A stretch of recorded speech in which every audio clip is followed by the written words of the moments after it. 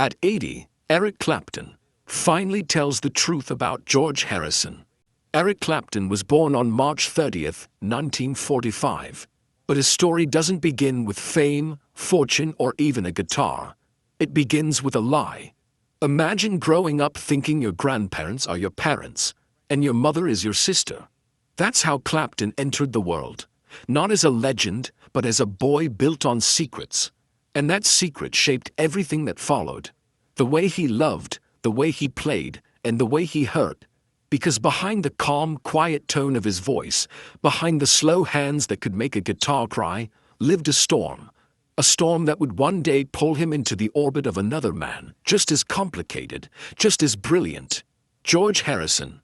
But before their paths collided, before the songs, the heartbreak, and the rivalry that tested the meaning of friendship, Eric had to fight through something far darker. The question of who he really was. Eric grew up in Ripley, Surrey, a quiet English town, the kind of place where secrets could hide behind hedges and polite smiles. He called his grandparents Mum and Dad. He called his mother sister, and nobody corrected him. For years he lived inside that illusion. Until one day, as a teenager, he found out the truth, not from his family, but through whispers. The moment shattered him. Imagine realizing that everyone you trusted most had built your life on a story that wasn't real. It wasn't just betrayal, it was identity theft. And from that moment, music became his only honest language. Every note he played carried the ache of that discovery. Every chord was a question. Who am I, really? He found comfort in the crackle of old blues records. Robert Johnson, Muddy Waters, B.B. King, men who sang about pain so deep it bled into melody. Eric didn't just listen. He understood. Those songs became his teachers, his therapy, and his mirror. While other kids played football or chased girls, Clapton was in his room, trying to make his guitar weep like a human voice. And slowly, it started to work. Neighbors would stop and listen. Teachers couldn't explain it. There was something in his playing, a sadness too old for his age, that felt real. Maybe it was destiny, or maybe it was the broken boy inside him, trying to find truth through 6 strings of steel. Either way, one thing was clear.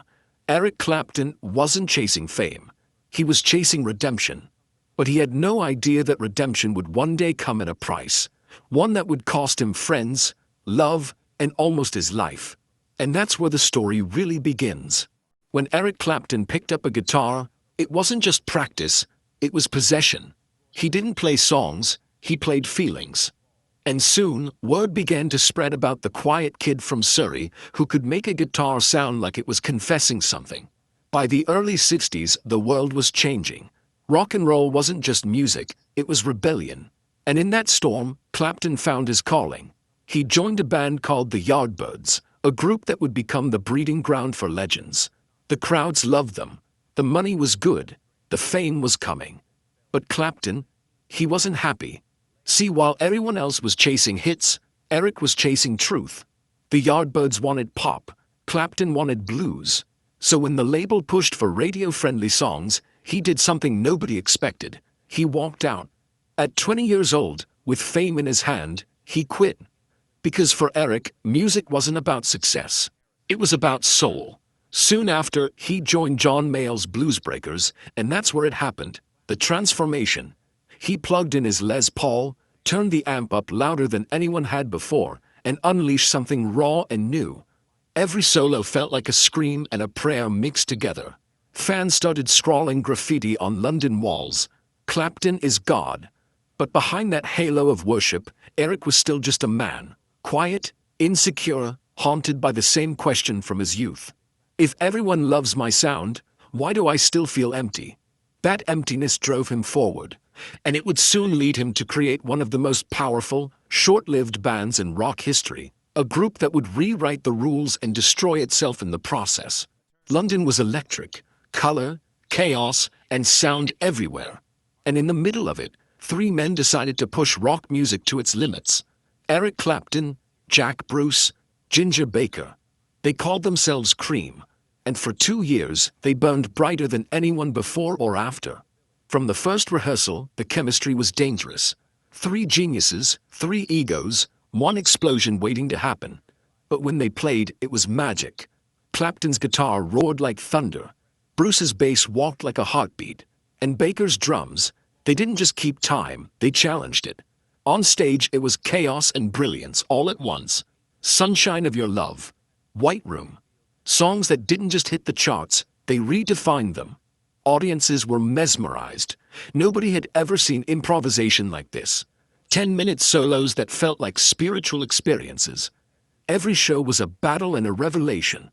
But behind the lights, the cracks started to show.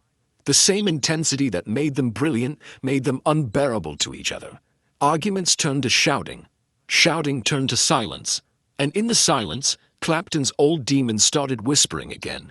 He had everything: fame, money, worship. Yet the loneliness from his childhood still followed him like a shadow. He began to wonder, is this all there is? Cream disbanded in 1968, at the very peak of their success. The headlines called it creative differences. But the truth was darker: burnout, resentment, and 3 men who had gone too far, too fast. For Clapton, it was both an ending and a beginning. Because from the ashes of Cream came something else. A new hunger to find meaning. To make music that healed, not just impressed. He didn't know it yet, but his search would soon lead him into the life of another legend. A Beatle named George Harrison. And what started as friendship would turn into one of the most complicated love stories in rock history. After Cream fell apart, Clapton was lost. Fame didn't fill him. It hollowed him out. He needed something real again. Something that reminded him why he ever picked up a guitar. And then, George Harrison walked into his life. At the time, George wasn't just the quiet Beatle. He was a man searching too, for spirituality, for purpose, for peace in a world that never stopped screaming his name. When these two met, it wasn't just musicians connecting. It was souls recognizing each other. They spoke the same language, not words, but notes. Harrison had melody, serenity, light. Clapton had fire, pain, and raw emotion. Together they created something that felt like truth. It started simple: late-night jam sessions, trading riffs, pushing each other's limits. Then one day, George invited Eric to play on a little song he was working on. That song became While My Guitar Gently Weeps. From the first note, something changed. Clapton poured everything into that solo: sadness, longing, beauty. And for the first time, the world heard the sound of 2 hearts speaking through one instrument. Fans didn't just listen, they felt it. Even John and Paul, known for dominating every track, stepped back and let Clapton's guitar cry. That moment sealed their bond. George and Eric became brothers, not by blood, but by music. They spent hours together at Friar Park, Harrison's home, sharing guitars, ideas, dreams. But beneath all the laughter and creativity, something darker was brewing. A quiet tension that neither of them could name. Because while George found peace in his faith, Eric found something else in George's world.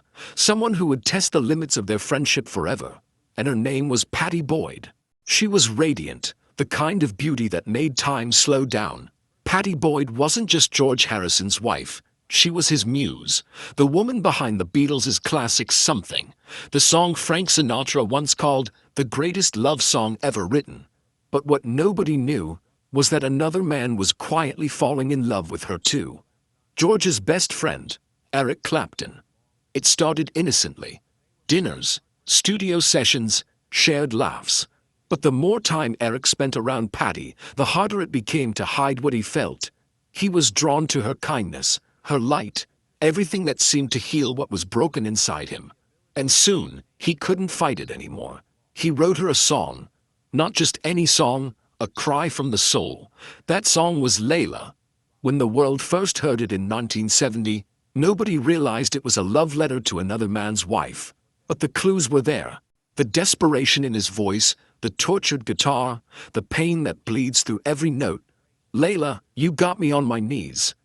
That wasn't poetry. That was confession. Eric was begging for love he couldn't have. And George, he knew. He wasn't blind to the tension, to the glances, to the silence that spoke louder than words. But instead of rage, Harrison showed something rare. Restraint. He didn't explode. He didn't fight. He simply let it be. Still, for Eric, it was torture. Every visit, every smile from Patty felt like a spark he couldn't put out. And so he drowned it. In music, in heroin, in alcohol, anything to numb the ache.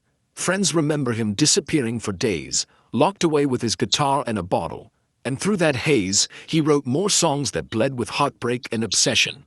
The world saw a rock god at his peak.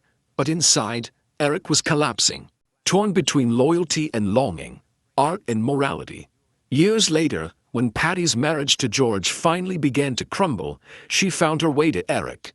And the secret that had burned in silence for years finally caught fire. But as we'll see next, love born from pain doesn't always bring peace. Sometimes it just starts a new kind of war. By the late 1970s, the secret that had haunted three of the most famous people in music finally broke the surface. George Harrison's marriage was over, and Patty Boyd, the woman who had inspired two of the greatest love songs in history, had fallen into the arms of Eric Clapton. To the public, it was shocking. To the tabloids, it was gold. And to the fans, it was myth come to life. The love triangle between a Beatle, a blues god, and the woman who stood between them. In March 1979, under the warm Arizona sun, Eric and Patty finally married. What the world saw was the fairy tale ending. The rock star who had won his impossible love. But behind that smile, behind the champagne and the cameras, there was a quiet unease. Because love born in chaos rarely finds peace. Patty had left a man who searched for enlightenment, for a man who wrestled with darkness. She once said later, George sought God, but Eric sought escape. And escape is a dangerous thing to build a marriage on. At first, things were beautiful. Laughter, travel, music. Eric promised to change. He promised to be the husband she deserved. But addiction doesn't listen to promises. The same fire that made him brilliant on stage consumed him at home. He could stand in front of thousands, smiling under the lights, and then go home and collapse into a silence so heavy it could crush love itself. Patty tried to hold on. She believed in the man behind the myth, the boy who had once played the blues to heal himself. But fame doesn't heal. It hides. By the early 80s, their marriage was cracking. Patty wanted a family. They tried again and again. But every pregnancy ended in heartbreak. Miscarriages, failed attempts, hope slipping through their fingers. Even IVF, new and experimental at the time, offered only more disappointment. The pain drew them apart, not together. And into that space, that quiet, desperate emptiness, Eric made a choice that would change everything. He found comfort in someone else, an Italian model named Lori Del Santo. What began as a mistake became a secret, and that secret became a child. A boy named Connor. When Patty found out, the world of Eric Clapton, the man who had risked everything for love, fell apart. The fairy tale was over. The triangle had burned down to ash. But what came next would make even that heartbreak look small. Because Eric was about to lose something no man should ever have to lose. Fame had given him everything. The money, the fans, the legend. But none of it filled the emptiness inside. Clapton wasn't living. He was drifting. And every night, the same demons whispered, "You're not enough. You never were." Heroin had already nearly killed him once. Then came alcohol. Gallons of it. He drank until the world blurred, until memory itself stopped working. He'd wake up in strange hotel rooms, unsure what city he was in, guitar still in his hands. His friends tried to help. Some begged, some walked away. Even George, the man he had betrayed, reached out more than once. Because that's who George Harrison was. Not vengeful, just heartbreakingly kind. But Eric wasn't ready to be saved. Not yet. He played shows half-conscious, stumbling through chords that once defined him. Crowds cheered anyway. They didn't see the man dying inside. They saw the myth, Slowhand, the guitar god. But behind the curtain, he was just a broken boy again, trying to find peace in a bottle. Then came Connor, the son he hadn't expected, but instantly loved. For the first time in years, Eric felt something real, a reason to wake up, to try, to live. He called Connor his light, his reason, his second chance. And then, one unthinkable morning in 1991, that light went out. Connor, just 4 years old, fell from a window in a New York high-rise. A tragedy so sudden, so cruel, it split Clapton's world in half. There are no words for that kind of pain. No sound, no song that can explain it. For weeks, Eric disappeared. The man who had survived addiction, fame, and heartbreak couldn't survive grief. He stopped speaking. He stopped eating. Music was the only thing left that could carry the weight. And from that silence came Tears in Heaven. A song so raw, so honest, that it stopped the world. It wasn't written for charts or fame. It was written for a father who couldn't stop asking why. Every time he performed it, you could feel it. That fracture, that ache. It wasn't performance. It was prayer. And somehow, through that pain, Clapton began to heal. He got sober. He started helping others do the same. He found that maybe survival wasn't about forgetting the past, but learning to live with it. But the story wasn't over. Because even after all the fame, all the love, all the loss, there was one bond that time, tragedy and betrayal could never destroy. The bond between Eric Clapton and George Harrison. Fame had given him everything. The money, the fans, the legend. But none of it filled the emptiness inside. Clapton wasn't living. He was drifting. And every night, the same demons whispered, "You're not enough. You never were." Heroin had already nearly killed him once. Then came alcohol. Gallons of it. He drank until the world blurred, until memory itself stopped working. He'd wake up in strange hotel rooms, unsure what city he was in, guitar still in his hands. His friends tried to help. Some begged, some walked away. Even George, the man he had betrayed, reached out more than once. Because that's who George Harrison was. Not vengeful, just heartbreakingly kind. But Eric wasn't ready to be saved. Not yet. He played shows half-conscious, stumbling through chords that once defined him. Crowds cheered anyway. They didn't see the man dying inside. They saw the myth, Slowhand, the guitar god. But behind the curtain, he was just a broken boy again, trying to find peace in a bottle.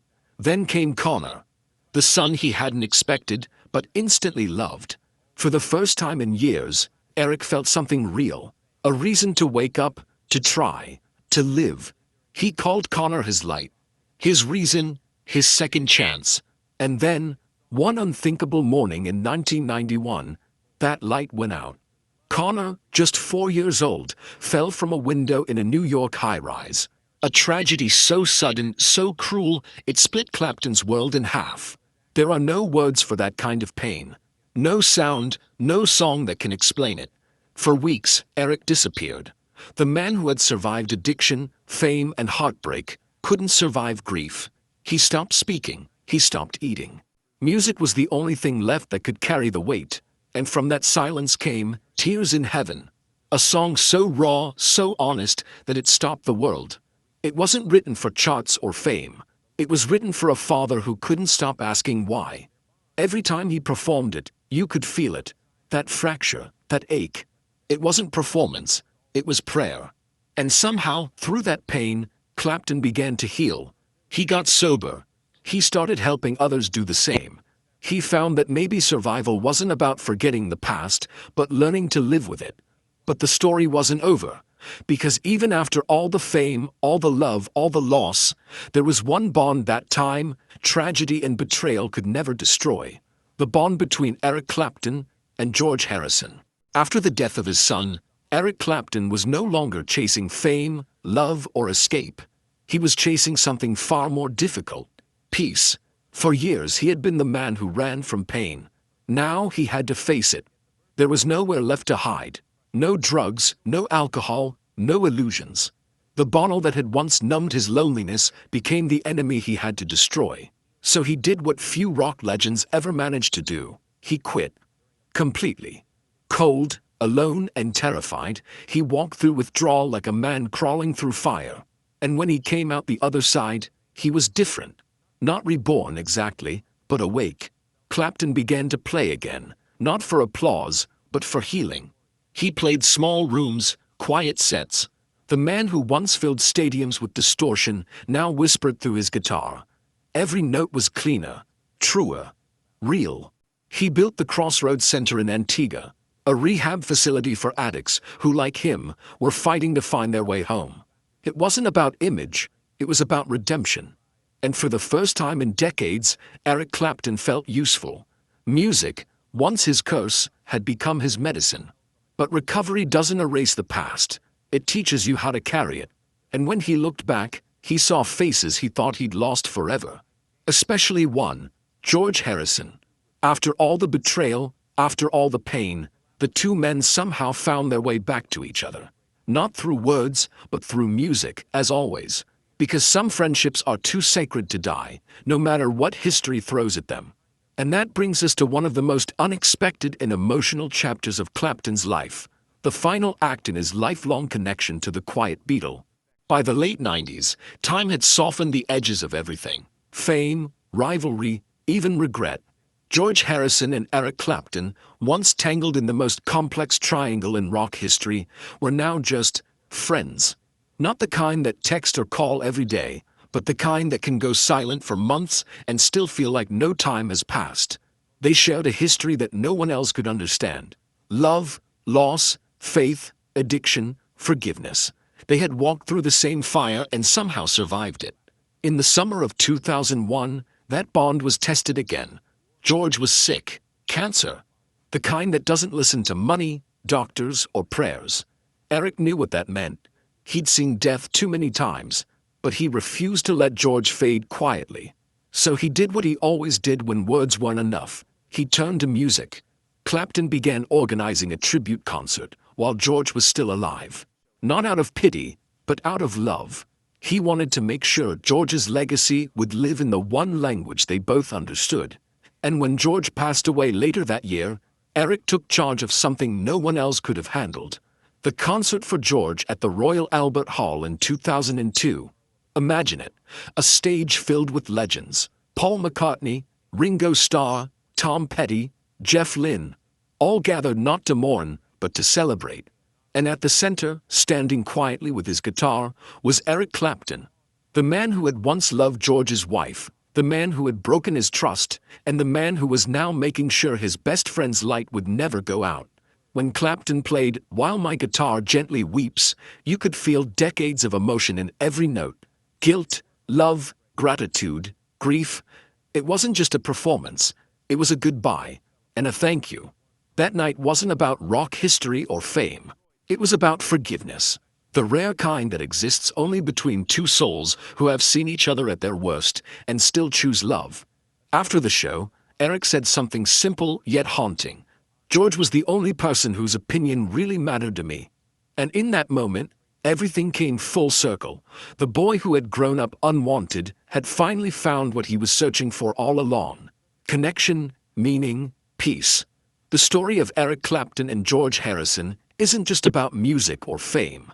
It's about the messy, beautiful human truth that even through betrayal and heartbreak, forgiveness can still turn pain into harmony. And in the end, that's the song that never fades. After George Harrison's death, the silence hit Clapton harder than he expected. The laughter, the rivalry, the music, gone. The world moved on. But for Eric, something stayed. He had lived through the rise and fall of every dream. The parties, the heartbreaks, the awards, the funerals. Now, for the first time, he was forced to face something even scarier than addiction or fame. Quiet. He'd sit in his English countryside home, guitar in hand, surrounded by trophies that didn't mean much anymore. Millions of records sold, dozens of awards, but none of that could replace the people he'd lost. So, he turned inward. Instead of chasing hits, he began chasing honesty. He released albums that weren't designed for radio. They were for the soul. Reptile, Me and Mr. Johnson, Back Home.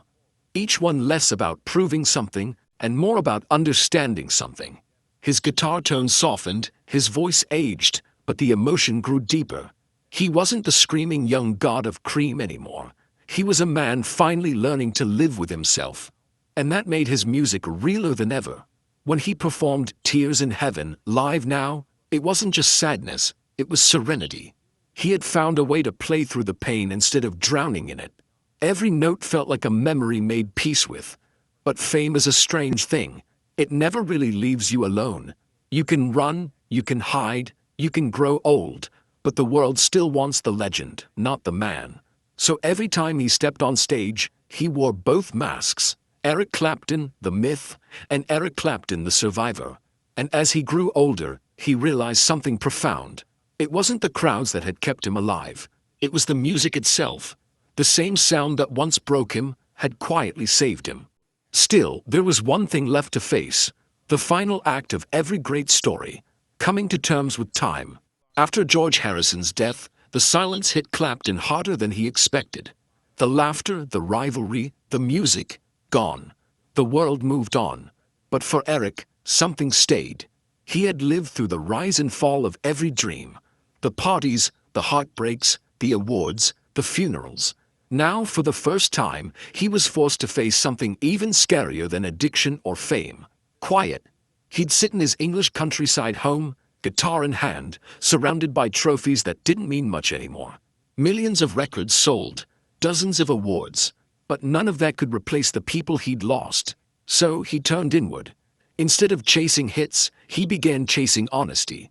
He released albums that weren't designed for radio. They were for the soul.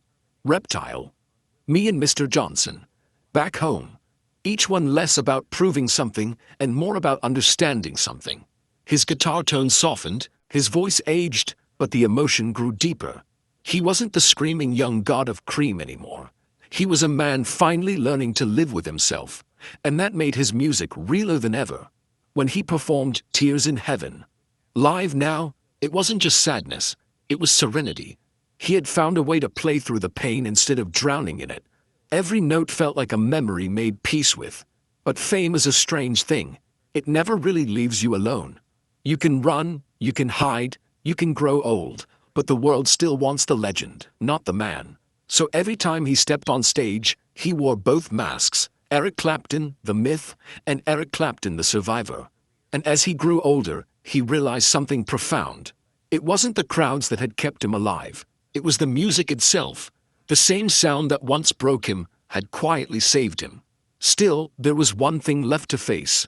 The final act of every great story. Coming to terms with time.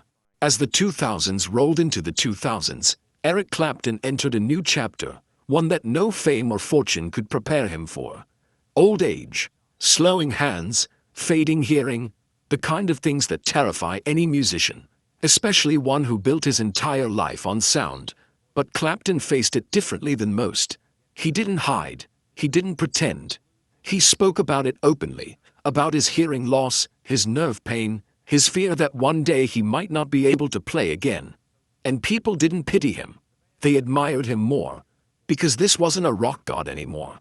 This was a man standing in front of the world saying, "I'm still here. And I'm still grateful." He began reflecting publicly, not just in interviews, but in his music. Songs like River of Tears, Spiral, and Autumn Leaves carried the weight of a lifetime. They weren't written for charts. They were letters to time itself. In 2018, when asked what he wanted to be remembered for, he didn't say Layla or Tears in Heaven. He simply said that I tried to be faithful to music, to the blues, to myself. And that's the truth of Clapton's story. Not perfection, not power, not fame, but faithfulness. Through addiction, through loss, through love and betrayal, through the kind of pain that would have destroyed anyone else, he kept playing. Every solo, every performance, every trembling note was a message to the world. You can fall apart. You can lose everything. And still, you can find beauty in the wreckage. Today, Clapton rarely tours. His fingers aren't what they used to be. But when he steps on stage, the world still goes silent. Because even now, after everything, the sound that comes from his guitar isn't just music, it's memory. And maybe that's what makes him timeless. Because when Eric Clapton plays, you're not just hearing notes, you're hearing a life of brilliance and mistakes, of heartbreak and redemption, of a man who once played the blues to forget, and now plays them to remember. By the time Eric Clapton reached his late 70s, he wasn't just a musician, he was a symbol. For some, he was the last of the guitar gods. For others, a reminder that even legends can fall from grace. Because fame doesn't end when the spotlight fades.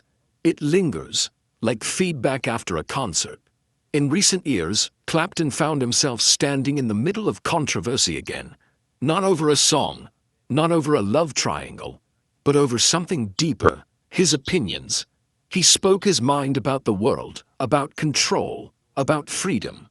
And suddenly, the man who once united generations with music found himself dividing them with words. Headlines screamed, fans argued, people who had worshipped him turned away. But here's what most people missed. Clapton wasn't trying to shock anyone. He was trying to understand the world in front of him, the same way he once tried to understand himself. He said once, quietly, "I'm not trying to be political. I'm just trying to be honest." And that's the same honesty that made his music powerful, the same raw truth that turned pain into poetry. But now, honesty came with a cost. Cancel culture didn't care about nuance. And suddenly, the man who once filled stadiums found himself being questioned for simply speaking out loud. Still, if there's one thing Clapton learned in 80 years of life, it's that survival requires silence and sound. When words failed him, the guitar never did. So he went back to it. Back to the one thing that never judged him. The one thing that always spoke the truth. He began performing small shows. Intimate, stripped down, no flash, no ego. Just a man, a guitar, and a lifetime of stories. And when the crowd clapped, it wasn't for fame anymore. It was for endurance. Because love him or hate him, Eric Clapton is still here. Still playing. Still searching. Still carrying the same question he's had since childhood. Who am I, really? But there was one person, one soul, who had understood that question from the very beginning. And that man was George Harrison.